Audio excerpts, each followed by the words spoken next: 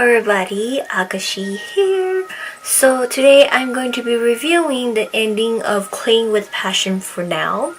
So just a little heads up, I actually dropped this drama after like episode 6 because it was kind of just like a little bit draggy for me and a little bit boring and all this stuff like that, so it didn't really catch on my attention anymore, so I kind of dropped it and I picked it up when it ended. So I watched the last 3 episodes of the ending to kind of get what was going on and what the ending was like. So I'm just gonna give you guys a short recap of what happened and some of the stuff in between and the ending and how it turned out for this drama. Okay, so for the main guy, I'm just gonna call him Mr. Jang because that's all they call him throughout the drama. So there's the main guy, Mr. Jang, and the main girl, Oh-sun, and the other guy, which is Daniel. He goes by Daniel, but yes, Daniel Choi. And so Mr. Jang, he's a germaphobe, and like it's like a disease, and he's always full of cling, and he's a crazy freak and all this stuff like that, while Oh-sun is like the opposite of him. She's like dirty. She's really dirty. Like, oh my god, some of the things she does is like, okay girl, you're a little bit dirty. Like, claim it a little bit. But yeah, and then they end up meeting and having some couple accidents here and there, and he can't take it because, you know, she's so dirty and he doesn't like it and all this stuff like that. But eventually, you know, she ends up working in his company, and he has a company called Clean with Passion for Now, which is like the title of the drama. And his company, they have cleaning fairies where they go and clean, you know, so basically like janitorial work. And so they're like rated like #1 because, you know, Mr. Jang, he's like germaphobe, so he likes things clean, and he, like, you know, inspect when like his team, like his people finish cleaning a place, he would like go inspect and make sure like it's all clean and everything like that. So yeah, that's him. Well, she ends up working with him, and she creates a lot of company accidents. It involves him and all these stuff like that, but you know, it's not like she's doing it wrong. She does do it right. People just pick on her and all these stuff like that, and then she accidentally kissed him, and he fainted for a minute because he was like, it was so gross, like he had germs all over him and all these stuff like that. And then but like he started to he couldn't stop thinking about her. And so his secretary Kwang was like, you know, you should consult this doctor. He takes consultation over the phone, and he's extremely good, and he has good rating, and his name is Daniel Choi. So, you know, you should consult him over the phone about your everything, and he'll probably help you. So, you know, he does have a consultant over the phone with this doctor, and this doctor ends up being the guy who lives on the rooftop of Oh-sun. And so also just calls him rooftop guy or the pervert guy because he's always reading manga, anime, like perverted stuff. So that's what she calls him. But yeah, and then the doctor was like, you know, the reason why you can't stop thinking about her and everything you do, and you're seeing her and it's bothering you in your sleep, your daily life, you can't focus and all this stuff like that, is because you've developed feelings for her. And he's like, feelings for her? She dirty. I don't have feelings for her, you know, so stuff like that. And it's hilarious. And you know, the doctor had him play some things and do some stuff to see how he reacts and how he is with her and all stuff like that, and he realized he's falling for her. So that's basically like all up to like episode 6, and I kind of like dropped it in between because she ends up like, you know, I think she ends up like working for him, and she's like at his house and something like that, and they start this love between the two of them, but they keep it quiet so nobody knows, but it becomes a love triangle because Daniel gets involved with it and everything like that. So when we hit like episode 14 and 15, we start to realize that his grandfather, Mr. Jang, his grandfather was actually like, you know, the cause of Mr. Jang's like obsessed with germaphobe and everything. His grandfather didn't like it, and his grandfather turned him into that, and it turned him into OCD crazy clean freak, and his grandfather kind of blames himself for it, and so he at first he was trying to have Oh-sung there to help his grandson Mr. Jang like get over his germaphobe and everything like that, but end up developing a love feeling with each other. And then the grandfather finds out that Oh-sung's mother died in one of the construction site that they're renovating the grandfather company, one of the grandfather's company owned. And her mom was one of the victims of them. And so he's like, I can't have her because, it's just gonna ruin things. And she's, oh, she doesn't love my grandson. She's just doing this because, she knows about my grandson, just doing it for money.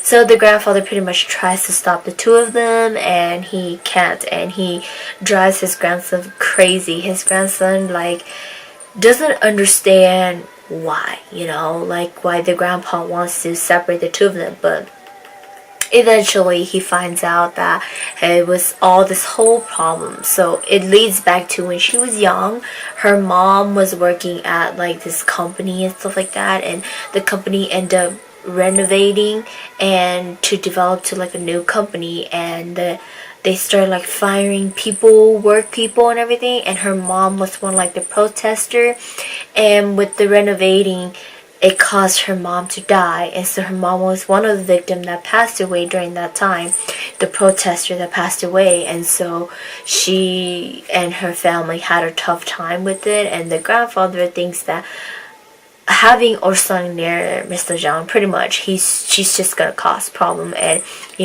he blames that it's her family that causes problem and everything, so he just doesn't want any of them near his grandson. So basically you get the idea. It's kind of repetitive for 14 and 15 of the grandfather trying to stop them, and Mr. Jang was just I don't care. He stepped up to his grandfather and tells his grandfather that you made the wrong decision 6 years ago renovating whatever, and you refuse to go apologize to these people that you took jobs away, the victims that you injured, and instead you're suing them for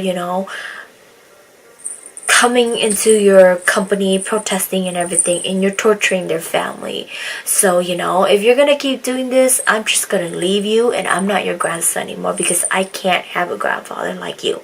So, with 14 and 15 there, we also get to discover that Daniel, he was actually one of the construction site worker there.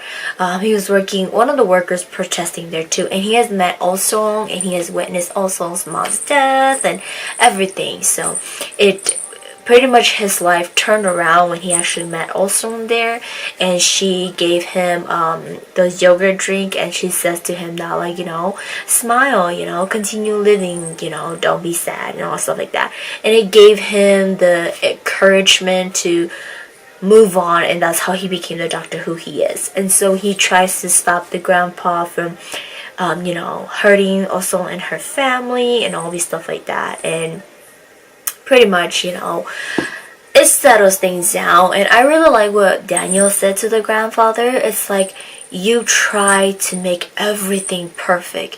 When something is not perfect, you try to make it perfect, going from your company to your family, and you know what, you're wrong. You just ruin things. Look at your company now, it's not doing well, and look at your grandson, he's leaving you, and you're hurting people's lives.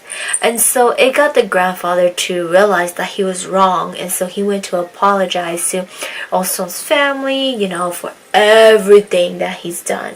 And so during that time, Mr. Jang, he already quit working at he gave up his company to his grandfather, and he told his grandfather, I don't want to be a part of your family anymore, and he was gonna leave. So on his plane ticket it says he was gonna leave to Minnesota, Minneapolis, St. Paul, whatever, and so he was gonna go, and also didn't make it to see him.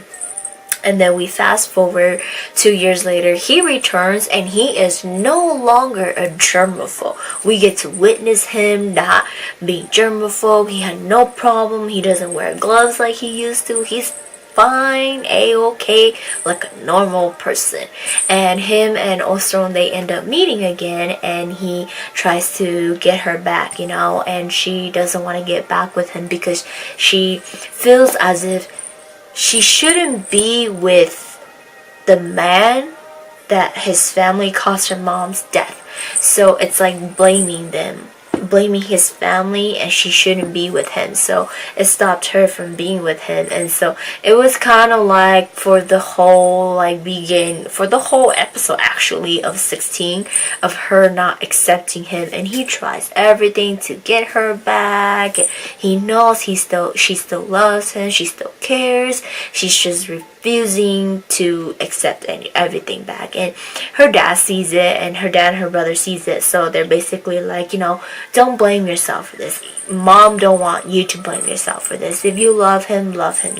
It's not his fault that caused your mother's death. It was his grandfather, but they apologize, and everything is okay. Everything is well now. You shouldn't be blaming people for it. So they get back together, they do get back together and everything, and he starts, his own little company again, and he hires his own people again to come back and be his cleaning fairies and stuff like that. And yeah, they get to be together. So that's basically like the end of the drama. Honestly, when I first I gave it a shot in the beginning because I saw some scene and it was hilarious for me.